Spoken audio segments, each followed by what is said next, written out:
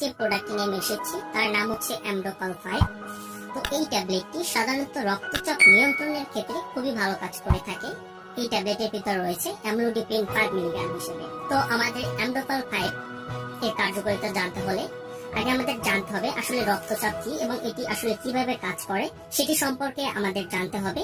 তাহলে আমরা অ্যামডোকাল 5 এর কার্যকারিতা বুঝতে পারবো। তবে এই সম্পর্কে বলার আগে একটি ব্যাপার, যারা এখনো আমার চ্যানেলটি সাবস্ক্রাইব করেনি, যারা আমার চ্যানেল নতুন দেখছেন তারা অপরকে জানাই ধন্যবাদ। তো চলুন শুরু করা যাক।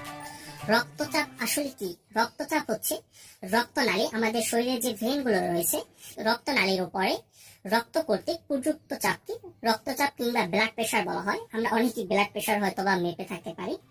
সেখানে রয়েছে একটি সিস্টোলিক এবং অন্যটি রয়েছে ডায়াস্টোলিক চাপ।